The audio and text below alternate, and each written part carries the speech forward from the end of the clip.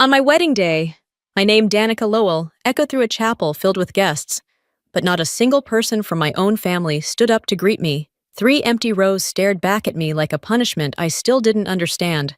And just when I thought abandonment was the worst they could do, my father proved me wrong. He showed up later with cops. That was the moment I realized the people meant to protect me had become the ones willing to break me. And everything that came after started from there. The moment I stepped into the chapel at Stone Ridge, a strange stillness pressed against my chest. The wooden beams above me carried the faint scent of pine, and through the tall glass windows, winter sunlight stretched across the valley like a sheet of cold silver. Guests murmured softly, their voices echoing in the open space, as if the mountain itself was listening. Evan's hand found mine, warm and steady, but it didn't quiet the sharp sting rising in my throat. 3 rows on the left side of the aisle, rows meant for the people who had known me all my life, sat untouched. No coats draped over the backs of chairs. No familiar footsteps rushing in late. No faces turning to smile at me. Just absence. Heavy and deliberate, I kept my spine straight, pretending that the hollow inside me wasn't widening with every second. The wind slipped through the cracks between the old boards, a draft colder than it should have been, brushing against my dress like a warning. Even the candles near the altar seemed uneasy, their flames trembling as if they were aware of the truth I was trying not to acknowledge. When a guest whispered, quiet but not quite enough, asking if no one had come for the bride's side, the words sliced clean through my composure. I didn't flinch, but the echo of that question lodged itself deep, settling where the hope for a different day had once lived. I tried to take a breath, but it felt like breathing around a bruise. This was supposed to be a beginning. Yet it felt like the confirmation of something I'd been avoiding for years. They weren't coming. Not today. Not for me. And even though I didn't know why, the wound their absence carved would become the thread that pulled everything else apart. 4 years before that hollow wedding morning, my world had already begun to crack.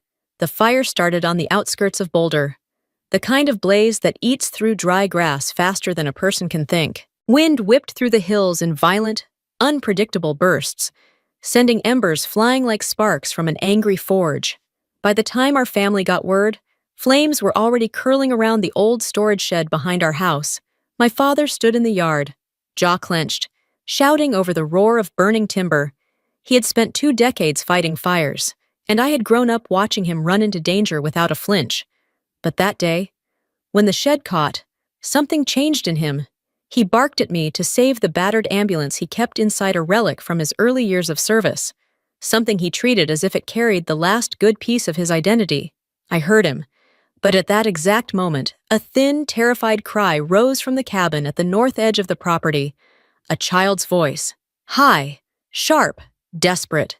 It cut through every other sound. Instinct and training collided, and instinct won.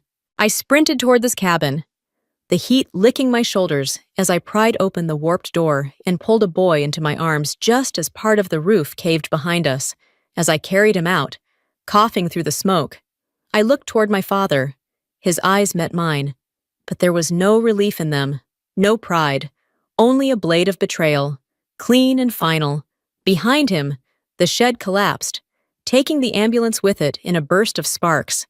I didn't realize until much later that the flames had swallowed more than metal. They had taken the last thing he believed proved his worth. In the days that followed, I learned what he told my brothers, that I had chosen a stranger over my own blood. And those words stuck. They grew roots in our house, spreading into every silence that followed. Weeks later, an elderly neighbor pulled me aside to confess something my father never would. He had been drowning in debt. That ambulance wasn't just sentimental. It was collateral he planned to use to secure a loan. Its loss wasn't just financial. It was the collapse of the one thing he thought he still had control over. His anger, I realized, had nothing to do with the fire at all. It was about losing the last piece of himself he could still point to with pride. And I had been the easiest person to blame. That moment became the quiet fracture that would later split my family wide open. Months before my wedding, I had still been naive enough to hope that time might have softened the edges between us. I mailed the invitations to my father and brothers. tucking a small handwritten note inside, unsure whether it would ever be read. A week later, the envelope came back to me, unopened. The paper was cold from the winter air. Edges curled where snow had melted and refrozen. A postal stamp from Boulder stretched across the front like a scar. No explanation, no acknowledgement, only a text from my father, hours later. "Don't expect anything from us." I placed the envelope on the kitchen counter and stared at it far longer than I should have, as if waiting for it to shift, to show a sign of misunderstanding, but it stayed still, as unmoved as the people it came from. Evan found me there, turning the paper over in my hands until it wrinkled. He didn't say a word, his silence gentle, a stark contrast to theirs, which had always felt like a door slammed shut. I tried to swallow the hurt, but it lodged itself beneath my ribs. Days later, Mrs. Abernathy, the neighbor who used to slip me homemade cookies when I was little, called out of the blue. Her voice trembled as she explained that my father and brothers were drowning in debt and too ashamed to ask for help, that maybe the distance wasn't about anger anymore, but humiliation, for the first time.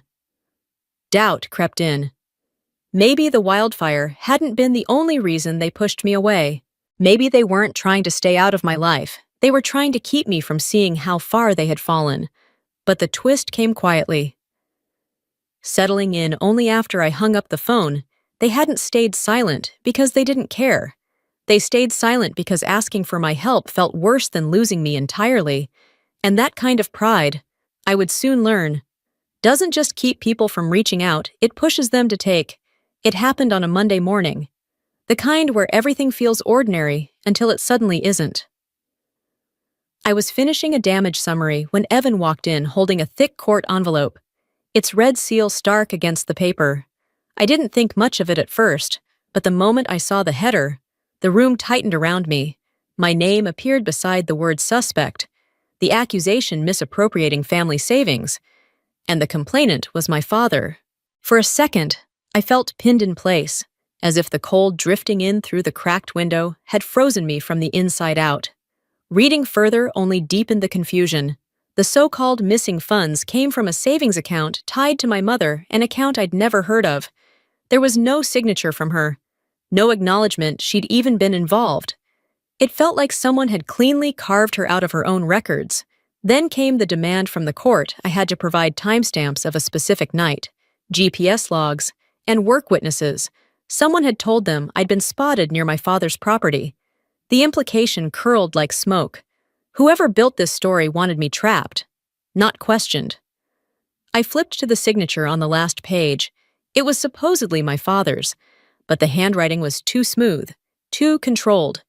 His real signature had grown shaky over the years. This one looked painfully similar to another signature I'd seen on a birthday card at my brother's place. Mark's handwriting. The weight of it settled heavily. This wasn't just my father acting alone. Something far more coordinated was happening behind my back. I woke to my phone vibrating under the pillow, its screen glowing with a message demanding I return the money. A short audio clip waited underneath. When I pressed play, the voice slurred, low, and edging on anger hit me like a punch. I knew that voice. Evan. After listening, confirmed it without hesitation. It was Mark. The knot in my chest tightened as I pulled out my mother's old documents again, searching for anything I had missed. That was when I noticed the pattern 2 bank accounts opened months earlier under her name, withdrawals that lined up almost perfectly with periods when both my brothers were struggling. The math wasn't subtle. They didn't just need money, they needed someone to carry the fallout. Then I found a transfer of $900 attributed to me, but the digital footprint traced back to a bar where Mark practically lived. At the time of the transfer, I had been knee-deep in floodwater miles away. Whoever staged this didn't care about precision-only damage. Later that morning, tucked between bills in my mailbox, I found a handwritten note. The curve of the letters, the rushed angles, I recognized Luke's handwriting instantly. The threat was short, promising that things would escalate if I didn't cooperate. The same handwriting had appeared in the court file. The truth settled over me with brutal clarity. It wasn't one brother, or even just my father. They were working together, building a version of reality where I was the villain. And standing there under the dim porch light, I realized they weren't simply angry at me. They were desperate, desperate enough to destroy me if it meant saving themselves. At 7:15, the pounding at my door snapped me out of the last thin layer of sleep I had. Denver was buried under fresh snow, the kind that made the whole street look still and harmless. But the moment I opened the door, everything inside me went rigid. My father stood between two Jefferson County officers, snow melting off his coat, his face set like stone. For a heartbeat, I wondered if he'd come to talk. He didn't. He told them he wanted to report me for breaking into his home. It felt like the floor tilted. He handed over a blurry video pulled from the backyard camera, a hooded figure moving quickly across the screen, the timestamp matching the night the money supposedly vanished. One officer compared the footage to me, eyes scanning my height and build before saying the resemblance was there. My cheeks burned despite the cold pouring in behind them. I forced myself to stay calm and pulled up my FEMA GPS log. The timestamp showed I'd been more than 100 miles away on duty that entire night. One officer nodded, but my father immediately claimed I could have hired someone else. Even the officers looked thrown by how far he was willing to stretch the accusation. They asked about shoe prints found in his yard. When I said I wore a 7.5, they exchanged a look. The prints were size 11.5, exactly the size Mark wore. My father hesitated, then muttered something about visitors. That tiny pause told me more truth than anything he'd said all morning. But the final crack appeared when the officers questioned how he accessed the camera system. My mother had set the password years ago, and he never remembered it. Yet here he was, presenting video he supposedly pulled himself. When pressed, he admitted Mark had sent it to him. The officers examined the footage again and pointed out warped metadata. The hooded figure wore a type of beanie sold only at a store next to Rusty Bluff, the bar Mark practically lived in. My father couldn't look at me after that, his gaze fixed somewhere past my shoulder, as if meeting my eyes would shatter something he wasn't ready to face. And standing there with snow soaking into the doorway, I realized my family had constructed the entire scene. They wanted the officers to leave with me in handcuffs. They almost succeeded. I hoped the confrontation would be the breaking point, that maybe seeing the truth exposed would slow whatever was spiraling out of control. Instead, a new blow landed before noon. FEMA emailed me a notice. A complaint had been filed accusing me of misusing internal data. My Level 4 clearance was suspended pending review. One short message, and suddenly, my job, my anchor, was slipping from under me. Evan studied the attached letter and recognized the handwriting immediately. The slanted letters, the heavy pressure on every Y, the strange loop on the L. It was Luke's. The realization tightened something deep in my chest. My oldest brother wasn't just involved, he was actively pushing me toward a cliff. Later, a coworker pulled me aside during lunch to share that someone had called the office 3 times asking about my disciplinary history, digging for anything that could be twisted into ammunition. My father had always believed a person's past was the easiest way to destroy their present. Hearing that tactic turned on me made my stomach turn, but the sharpest hit came in the afternoon. When a hospital bill addressed to my mother showed up in my mailbox, the payment had been made through an account under my name, an account I never opened. Someone had stolen my identity, created a trail, and handed it over as evidence. That evening, Evan pulled up the security footage from our street. Mark appeared twice in the recordings, standing under the street lamp, staring at our window, phone in hand. Both visits happened the week before the court notice arrived. Evan's voice was low when he said they'd planned this from the start, and as I stared at Mark's blurred outline on the screen, I understood something bitter and irrevocable. My family wasn't acting out of anger. They were acting out of desperation, and they were willing to drag me under to keep themselves afloat. Driving back to Boulder felt like forcing myself into a past I'd spent years avoiding. The old house stood exactly where I'd left it, quiet and hollow, the fence still scarred from the fire. A cold wind slipped through the charred boards and carried that faint, unmistakable smell of ash. Stepping inside was like opening a door to a room I'd locked in my mind. Nothing had changed, yet everything felt different. In the kitchen, The lowest cabinet let out its familiar cack as I pulled it open. Beneath a stack of greasy bills sat a leather-bound notebook I'd never seen before. Page after page listed loans under my mother's name, each ending with the same promise Mark will repay. He never had.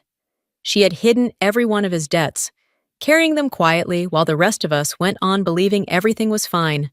The weight of what she'd protected and what they'd taken pressed hard against my chest. Outside, Mr. Peterson waved me over and admitted he'd seen strangers going in and out of the house for months. One woman stayed so long she practically lived there.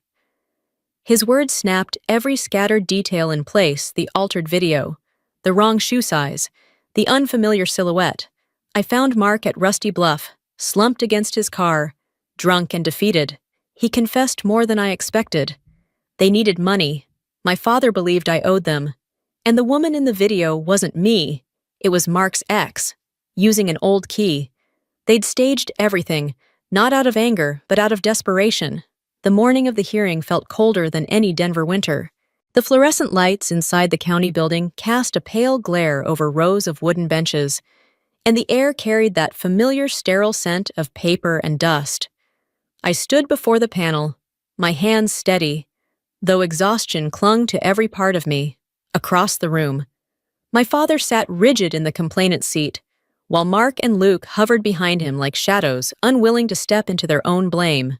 When the proceedings began, the FEMA representative stepped forward with the GPS logs. The panel studied the data, scrolling through timestamps without expression. The evidence placed me more than 100 miles away at the rescue station during the exact time the video claimed I'd been near my father's home. Their conclusion was swift and matter-of-fact. I could not have been anywhere near the alleged scene. For the first time, I saw a flicker of doubt ripple through the room. A technical analyst took the stand next, pulling up the backyard footage my father had turned over. He explained how the timestamp had been altered, how the metadata revealed the file had passed through 3 devices before reaching the police. The final device, he noted, belonged to someone named Mark Lowell. My father shifted in his seat, his jaw tightening, a tremor running through his shoulders as the panel turned toward him. I placed the leather notebook on the table. The panel leaned in as I opened it to page after page of my mother's handwriting notes of every loan she had quietly taken, each one tied to Mark. And at the bottom of the final page, the line that had crushed me the moment I read it: "Don't let Danica know." The silence that followed felt heavier than any accusation. It was the kind of silence that comes when truth stops needing to argue. Then the officers escorted in a woman I recognized only from photographs: Mark's ex-girlfriend.